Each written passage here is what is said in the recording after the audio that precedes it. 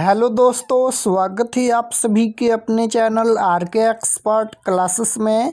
तो यदि आप भी मैट्रिक फाइनल परीक्षा 2027 में देने वाले हैं तो अभी की इस क्लास में हम लोग क्लास 10th के लिए हिंदी के 50 VVI ऑब्जेक्टिव क्वेश्चन देखेंगे जो आपके मैट्रिक फाइनल परीक्षा 2027 में पूछा जाएगा। तो आप लोग इस क्लास में अंत तक बने रहिएगा। ये हिंदी का क्वेश्चन पेपर है, एनुअल यानी वार्षिक फाइनल परीक्षा 2027 के लिए हिंदी के हम लोग 50 VVI महत्वपूर्ण ऑब्जेक्टिव क्वेश्चन देखेंगे। वैसे ऑब्जेक्टिव क्वेश्चन जो मैट्रिक फाइनल परीक्षा 2027 के लिए महत्वपूर्ण है। तो हिंदी का विषय कोड फाइनल परीक्षा में यही रहेगा और समय 3 घंटा 15 मिनट का मिलेगा फाइनल परीक्षा के लिए और पूर्णांक 100 रहेगा। हिंदी का एग्जाम पूरे 100 नंबर का होगा। तो आइए पहला नंबर क्वेश्चन देखते हैं। फर्स्ट क्वेश्चन यहाँ पर पूछा गया है। पहला नंबर क्वेश्चन है कि बाबा साहेब भीमराव अम्बेडकर का जन्म किस राज्य में हुआ था। बताना है कि बाबा साहेब भीमराव अम्बेडकर का जन्म किस राज्य में हुआ था। 4 ऑप्शन दिया गया है, उत्तर प्रदेश में या मध्य प्रदेश में या बिहार में या बंगाल में। तो इसका आंसर क्या होगा। श्रम विभाजन और जाति प्रथा में हम पढ़ाए थे कि बाबा साहेब भीमराव अम्बेडकर का जन्म 14 अप्रैल 1891 ईस्वी महू मध्य प्रदेश में हुआ था। तो Madhya Pradesh option number B में दिया गया है। Right answer option number B हो जाएगा।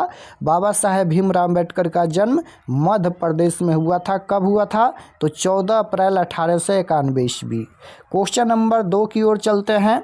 2 नंबर क्वेश्चन देखिएगा, यहाँ पर पूछा गया है कि अनुमति शब्द का पर्यायवाची निम्न में कौन है। यहाँ पर पर्यायवाची शब्द पूछा गया है। पर्यायवाची का मतलब अनेक नाम होता है। जैसे अनुमति को हम लोग और किस नाम से जानते हैं। अनुमति को और किस नाम से जानते हैं तो अनुमति को हम लोग सहमति के नाम से भी जानते हैं। तो राइट आंसर ऑप्शन नंबर ए हो जाएगा। अनुमति शब्द का पर्यायवाची शब्द क्या हो जाएगा, सहमति। तो option number A right answer होगा। अनुमति शब्द का पर्यायवाची सहमति हो जाएगा। क्वेश्चन नंबर 3 है कि रक्षा शब्द का विलोम है। रक्षा शब्द का विलोम पूछा गया है। विलोम शब्द मतलब उल्टा शब्द होता है। विलोम शब्द मतलब उल्टा शब्द होता है। तो रक्षा का उल्टा क्या हो जाएगा, रक्षा का उल्टा होता है भक्षक। ऑप्शन नंबर ए में दिया गया है। राइट आंसर ऑप्शन नंबर ए हो जाएगा। रक्षा शब्द का विलोम भक्षक हो जाएगा। क्वेश्चन नंबर 4 यहाँ पर पूछा गया है कि नलिन बिलोचन शर्मा द्वारा लिखित कहानी निम्न में कौन है। नलिन बिलोचन शर्मा के द्वारा कौन सा कहानी लिखित है। मछली या अक्षरों की कहानी या 20 के दांत या भारतीय लिपियों की कहानी। तो 20 के दांत कहानी के रचयिता कौन है। 20 के दांत कहानी के रचयिता है Nalin Bilochan Sharma. Right answer option number C हो जाएगा। 20 के दांत कहानी के रचयिता कौन है तो नलिन बिलोचन शर्मा है। Option number C right answer हो जाएगा। क्वेश्चन नंबर 5 यहाँ पर पूछा गया है कि मैक्स मुलर का जन्म कब हुआ था। अब यहाँ पर पूछा गया है कि मैक्स मुलर का जन्म कब हुआ था। तो याद रखिएगा मैक्स मुलर का जन्म 1823 ईस्वी में हुआ था। तो 1823 ईस्वी ऑप्शन नंबर ए में ही दिया गया है। राइट आंसर ए हो जाएगा। मैक्स मुलर का जन्म कब हुआ था तो 1823 ईस्वी में हुआ था। Option number A right answer. Question number 6 यहाँ पर पूछा गया है कि बुढ़ापे में इंसान बिल्कुल बच्चा बन जाता है। इस वाक्य में बुढ़ापे कौन सी संज्ञा है। संज्ञा पूछा गया है। संज्ञा आप लोग पढ़े होंगे। बुढ़ापे में इंसान यहाँ पर बिल्कुल बच्चा बन जाता है। इस वाक्य में बुढ़ापे कौन सी संज्ञा है। यहाँ पर है बुढ़ापे। तो बुढ़ापे ये कौन सी संज्ञा है तो बुढ़ापे लंबाई मोटाई चौड़ाई ये सभी जो है वह भाववाचक संज्ञा के अंतर्गत आता है। तो बुढ़ापे ये कौन सी संज्ञा है, भाववाचक संज्ञा। Right answer option number C हो जाएगा। बुढ़ापा कौन सी संज्ञा है, ये भाववाचक संज्ञा है। क्वेश्चन नंबर 7 यहाँ पर पूछा गया है कि विशेषण के मुख्यतः कितने भेद होते हैं। विशेषण का भेद पूछा गया है। संज्ञा के 5 भेद होते हैं, याद रखिएगा। और विशेषण का भेद कितना होता है तो विशेषण का भेद 4 होता है। विशेषण के कितने भेद होते हैं तो 4 भेद होते हैं। ऑप्शन नंबर डी में दिया गया है। Right answer option number D हो जाएगा। क्वेश्चन नंबर 8 यहाँ पर पूछा गया है कि आपने क्या खाया है। इस वाक्य में क्या कौन सा सर्वनाम है। क्वेश्चन है कि आपने क्या खाया है, इस वाक्य में क्या यहाँ पर कौन सा सर्वनाम है, सर्वनाम पूछा गया है। तो आपने क्या खाया है, यहाँ पर देखिएगा प्रश्न पूछा गया है, तो प्रश्न पूछा गया है तो ये हो जाएगा प्रश्नवाचक सर्वनाम, क्योंकि यहाँ पर प्रश्न पूछा गया है कि आपने क्या खाया है।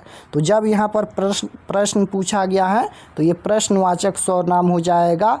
Right answer option number C हो जाएगा, प्रश्नवाचक सर्वनाम।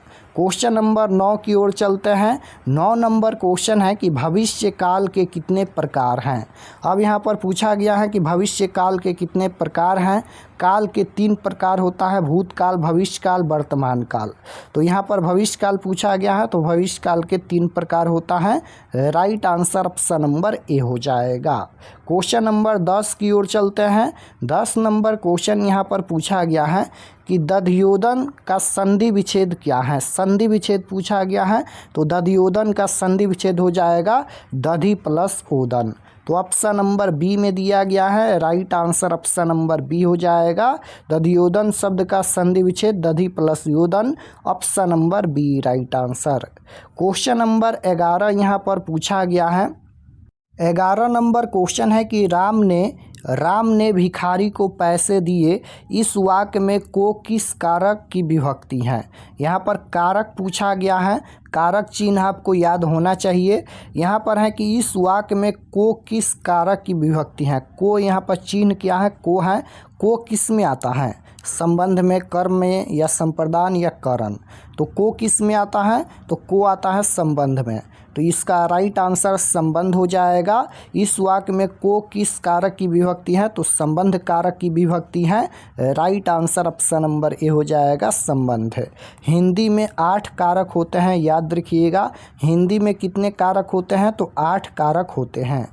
क्वेश्चन नंबर 12 पूछा गया है कि लौह पुरुष में कौन सा समास है। लौह पुरुष में कौन सा समास है, समास पूछा गया है। तो लौह पुरुष है तो ये कर्मधारय समास होगा। Option number A right answer हो जाएगा, कर्मधारय समास। क्वेश्चन नंबर 13 है निर्जन में कौन सा उपसर्ग है। उपसर्ग पूछा गया है तो उपसर्ग किसी भी शब्द के पहले जुड़ता है। याद रखिएगा उपसर्ग किसे कहते हैं, तो जो शब्द किसी शब्द में जुड़कर उसका अर्थ बदल देता है उसे हम लोग उपसर्ग कहते हैं। तो यहाँ पर है निर्जन। निर्जन में कौन सा उपसर्ग है, निर्जन में यहाँ पर निर उपसर्ग जुड़ा है। Right answer option number B हो जाएगा। निर्जन में यहाँ पर निर उपसर्ग जुड़ा है और प्रत्यय किसी भी शब्द के लास्ट में जुड़कर उसका अर्थ बदल देता है। प्रत्यय लास्ट में जुड़ता है और उपसर्ग शब्द के पहले जुड़ता है। क्वेश्चन नंबर 14 यहाँ पर पूछा गया है निम्नलिखित शब्दों में कौन सा शब्द शुद्ध है। शुद्ध शब्द पूछा गया है। शुद्ध शब्द कौन है, शोणित, शोणित, यहाँ पर सभी एक ही हैं। तो शुद्ध शब्द पूछा गया है तो शोणित हो जाएगा। ऑप्शन नंबर बी में दिया गया है। Right answer option number B हो जाएगा, ये शुद्ध शब्द हैं। क्वेश्चन नंबर 15 पूछा गया है यदि ए के बाद कोई भी भिन्न स्वर आए तो ए किस में परिवर्तित हो जाता है। यदि ए के बाद कोई भी भिन्न स्वर आए तो ए किस में परिवर्तित हो जाता है, तो ए परिवर्तित हो जाएगा अ में। Right answer option number A होगा। क्वेश्चन नंबर 16 है निम्नलिखित वाक्यों में कौन सा वाक्य शुद्ध है। शुद्ध वाक्य पूछा गया है। शुद्ध वाक्य कौन है, आपके दर्शन कब होंगे, मैंने यह काम करा है, ये तो करा है, ये तो गलत हो जाएगा। प्यास से होठ सूख रहा था, ये भी गलत है। मेरा बात सुनो, यहाँ पर ये दोनों तो नहीं होगा। यहाँ पर ये दोनों अशुद्ध शब्द हैं। शुद्ध शब्द पूछा गया है तो ये दोनों में से कौन होगा, आपके दर्शन कब होंगे और मेरा बात सुनो। मेरा बात सुनो ये भी गलत हो जाएगा। आपके दर्शन कब होंगे यही शुद्ध शब्द हैं। तो राइट आंसर ऑप्शन नंबर ए हो जाएगा। क्वेश्चन नंबर 17 है हाथ साफ करना मुहावरे का सही अर्थ क्या है। मुहावरा पूछा गया है तो हाथ साफ करना मुहावरे का अर्थ होता है हाथ धोना, ये गलत है। सफाई करना ये भी गलत हो जाएगा। चोरी करना option number B right answer. Question number 18 है निम्नलिखित शब्दों में कौन सा शब्द शुद्ध है। शुद्ध शब्द पूछा गया है तो शुद्ध शब्द ऑप्शन नंबर ए में दिया गया है हितैषी, यहाँ पर ये शुद्ध शब्द हो जाएगा। क्वेश्चन नंबर 19 है बहादुर पर कितने रुपये चोरी का इल्ज़ाम लगा था। बहादुर पर चोरी का आरोप कितने रुपये का लगा था? तो हम बताए थे कि बहादुर पर 11 रुपये चोरी का आरोप लगा था। और चोरी का आरोप कौन लगाते हैं? निर्मला के रिश्तेदार लगाते हैं। निर्मला कौन थी? लेखक की पत्नी थी। ये क्वेश्चन बहादुर चैप्टर से पूछा गया है। बहादुर कहानी है और बहादुर कहानी के लेखक कौन है? तो बहादुर कहानी के लेखक है अमरकांत। बहादुर कहाँ का रहने वाला था? तो बहादुर नेपाल का रहने वाला था और बहादुर पर 11 रुपये चोरी का इल्ज़ाम लगा था। तो right answer option number B हो जाएगा। बहादुर पर कितने रुपये चोरी का इल्ज़ाम लगा था? 11 रुपये। क्वेश्चन नंबर 20 पूछा गया है यहाँ पर, भारत माता कविता में भारत का कैसा चित्र प्रस्तुत किया गया है? भारत माता जो कविता है उसमें भारत का कैसा चित्र प्रस्तुत किया गया है? तो यथातथ प्रस्तुत किया गया है। Right answer option number C हो जाएगा। क्वेश्चन नंबर 21 देखिएगा, पूछा गया है, जातीय अस्मिता की दृष्टि से इतिहास का प्रवाह कैसा है? अविच्छिन्न है। Option number A right answer हो जाएगा, अविच्छिन्न। क्वेश्चन नंबर 22 है कि अंतिम में कौन सा प्रत्यय है? अंतिम में कौन सा प्रत्यय है? प्रत्यय पूछा गया है। तो प्रत्यय किसी भी शब्द के लास्ट में जुड़ता है। अंतिम में इम प्रत्यय जुड़ा है। Option number C right answer हो जाएगा, अंतिम में इम प्रत्यय जुड़ा है। क्वेश्चन नंबर 23 पूछा गया है यहाँ पर कि अष्टाध्यायी में कौन सा समास है? तो इसमें द्विगु समास है। Option number A right answer हो जाएगा। क्वेश्चन नंबर 24 है, भारत में बेरोजगारी का एक प्रमुख हुआ प्रत्यक्ष कारण क्या है? भारत में बेरोजगारी का एक प्रमुख व प्रत्यक्ष कारण क्या है? तो डॉक्टर भीमराव अम्बेडकर अपने चैप्टर 1 में श्रम विभाजन और जाति प्रथा में लिखे हैं कि भारत में बेरोजगारी का एक प्रमुख और प्रत्यक्ष कारण है जाति प्रथा। Right answer option number C हो जाएगा, जाति प्रथा। क्वेश्चन नंबर 25 है कि पेड़ पर कमरा किसकी रचना है? पेड़ पर कमरा ये किसकी रचना है? तो याद रखिएगा यह रचना विनोद कुमार शुक्ल की है। पेड़ पर कमरा किसकी रचना है? तो विनोद कुमार शुक्ल की रचना है। और मछली कहानी के लेखक कौन है? तो मछली कहानी के लेखक विनोद कुमार शुक्ल हैं। क्वेश्चन नंबर 26 यहाँ पर पूछा गया है कि B.R. नारायण ने किस कहानी का अनुवाद किया है? B.R. नारायण ने किस कहानी का अनुवाद किया है? तो दही वाली मगम्मा कहानी के अनुवादक कौन है? तो B.R. नारायण है। दही वाली मगम्मा एक कन्नड़ भाषा की कहानी है और दही वाली मगम्मा कहानी के लेखक कौन है? श्रीनिवास हैं। यहाँ पर अनुवादक पूछा गया है, लेखक नहीं, अनुवादक B.R. नारायण ये दही वाली मगम्मा कहानी के अनुवादक हैं और लेखक पूछा जाएगा तो श्रीनिवास हैं। दही वाली मगम्मा एक कन्नड़ भाषा की कहानी है। राइट आंसर बी हो जाएगा। क्वेश्चन नंबर 27 है कि कावित्री अनामिका का जन्म कब हुआ? तो कावित्री अनामिका का जन्म कब हुआ था? 1961 में जन्म हुआ था। ऑप्शन नंबर ए में ही दिया गया है। राइट आंसर ए हो जाएगा। क्वेश्चन नंबर 28 है कि घानानंद की भाषा क्या है? घानानंद किस भाषा के कवि हैं? घानानंद ये किस भाषा के कवि हैं? तो याद रखिएगा घानानंद ब्रज भाषा के कवि हैं। Option number B right answer हो जाएगा, घानानंद ब्रज भाषा के कवि हैं। क्वेश्चन नंबर 29 पूछा गया है कि किसके अनुसार सेनों ने सिद्धांतों को भी बदल लिया था? किसके अनुसार सेनों ने सिद्धांतों को भी बदल लिया था? तो खोखा के अनुसार। राइट आंसर ऑप्शन नंबर ए हो जाएगा, खोखा के अनुसार। क्वेश्चन नंबर 30 है, दारिस नामक सोने के सिक्कों से भरा घड़ा किसे मिला था? दारिस नामक सोने के सिक्कों से भरा घड़ा ये किसको मिला था? तो याद रखिएगा वारन हेस्टिंग्स को मिला था। राइट आंसर ऑप्शन नंबर ए हो जाएगा। भारत के पहले गवर्नर जनरल कौन थे? वारन हेस्टिंग्स थे। दारिस क्या है? तो दारिस याद रखिएगा ये सोने के सिक्के हैं। तो दारिस नामक सोने के सिक्के से भरा घड़ा किसको मिला था? वारन हेस्टिंग्स को मिला था। Option number C right answer. 31 number question है कि ढाते विश्वास किस भाषा से अनुदित है? यानी ढाते विश्वास जो कहानी है वह किस भाषा की कहानी है? तो उड़िया भाषा की कहानी है। Option number C right answer. Question number 32 पूछा गया है कि दूर चट्टानों की ठंडी गोद में किस कवि की पंक्ति है? तो यह पंक्ति है रेनर मारिया रिल्के की। राइट आंसर ऑप्शन नंबर ए हो जाएगा। 33 नंबर क्वेश्चन पूछा गया है यहाँ पर कि जीवानंदन दास की किस कविता को प्रबुद्ध आलोचकों द्वारा रविंद्रोत्तर युग की श्रेष्ठतम प्रेम कविता की संज्ञा दी गई है? तो इसका आंसर हो जाएगा Vanalata Sen. Option number A right answer हो जाएगा वनलता सेन। क्वेश्चन नंबर 34 है कि आध्यात्मिक शिक्षा से गांधी जी का क्या अभिप्राय है? तो आध्यात्मिक शिक्षा से गांधी जी का क्या अभिप्राय है? हृदय की शिक्षा। Right answer option number D हो जाएगा हृदय की शिक्षा। क्वेश्चन नंबर 35 है कि आबिनियो में 19 दिनों के प्रवाह के दौरान लेखक ने कितने गद्य की रचना की? तो 27 हो जाएगा। Option number A right answer होगा। क्वेश्चन नंबर 36 है कि धरती कब तक घूमेगी ये किस भाषा से अनुदित कहानी है? धरती कब तक घूमेगी ये किस भाषा से अनुदित कहानी है? तो ये राजस्थानी भाषा की कहानी है। Right answer option number C हो जाएगा राजस्थानी भाषा। क्वेश्चन नंबर 37 है पपाती को कौन सा रोग था?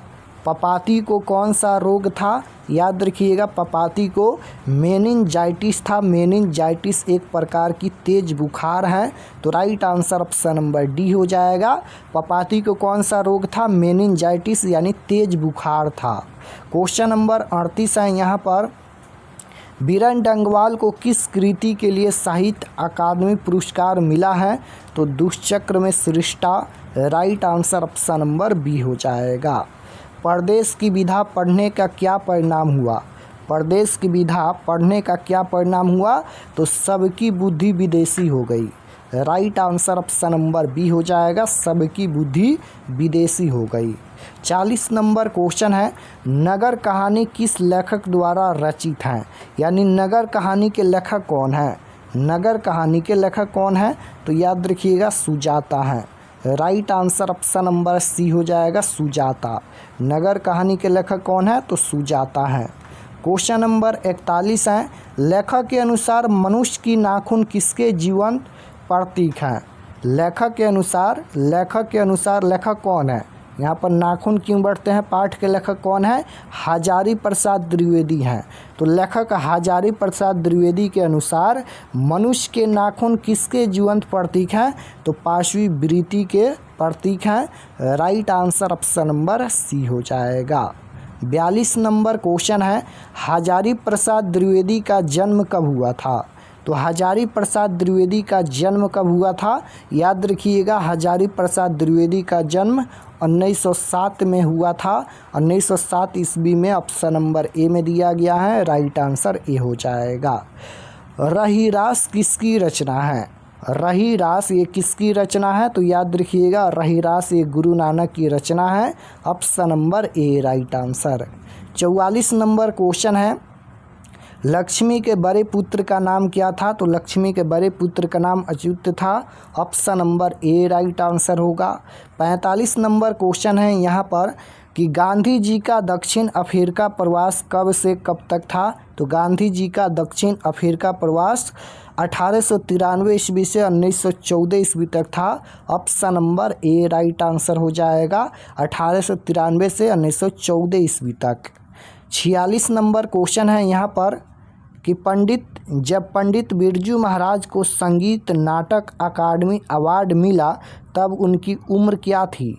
जब पंडित बिरजू महाराज को संगीत नाटक अकादमी अवार्ड मिला तो उनकी उम्र क्या थी? याद रखिएगा उनकी उम्र थी 27 वर्ष। Option number A right answer हो जाएगा 27 वर्ष। क्वेश्चन नंबर 47 पूछा गया है कवि ने माली मालिन किसे कहा? कवि ने माली मालिन किसे कहा? तो याद रखिएगा कृष्ण राधा को। Option number C right answer हो जाएगा कृष्ण राधा को। Option number C right answer. Question number 48 है मंगू के अलावा उसकी माँ की कितने संतानें थी? तो 3 संतानें थी। Option number A right answer. 49 number question है अज्ञाय का जन्म कब हुआ? तो अज्ञाय का पूरा नाम क्या है? अज्ञाय का पूरा नाम है सचिनानंद हीरानंद वत्सायन अज्ञाय। हिरोशिमा कविता के कवि कौन है? तो हिरोशिमा कविता के कवि हैं अज्ञाय। तो अज्ञाय का जन्म पूछा गया है, तो अज्ञाय का जन्म 1911 ईस्वी में हुआ था। Option number A right answer हो जाएगा। अज्ञाय का जन्म कब हुआ था? 1911 ईस्वी में। 50 नंबर क्वेश्चन यहाँ पर पूछा गया है कि दिनकर को किस कृति के लिए ज्ञानपीठ पुरस्कार मिला है? दिनकर को किस कृति के लिए ज्ञानपीठ पुरस्कार मिला है? वर्षी हो जाएगा। Option number C right answer हो जाएगा। दिनकर को यानी रामधारी सिंह दिनकर को किस कृति के लिए ज्ञानपीठ पुरस्कार मिला है? तो वर्षी के लिए। Option number C right answer हो जाएगा। रामधारी सिंह दिनकर का जन्म बिहार के बेगूसराय जिला में हुआ था, ये भी आपको याद रखना है। तो अभी के इस क्लास में हम लोग हिंदी के 50 महत्वपूर्ण ऑब्जेक्टिव क्वेश्चन देखे हैं। आप लोग कमेंट में बताइए कि 50 क्वेश्चन में आपका कितना क्वेश्चन सही हुआ। और अगर आप लोग चैनल पर नए होंगे तो चैनल को ज़रूर सब्सक्राइब कर लेना, ताकि आने वाले नेक्स्ट क्लास आपके पास ज़रूर पहुँचे। तो मिलते हैं नेक्स्ट क्लास में, तब तक अपना स्टडी कीजिए। आप सभी को धन्यवाद।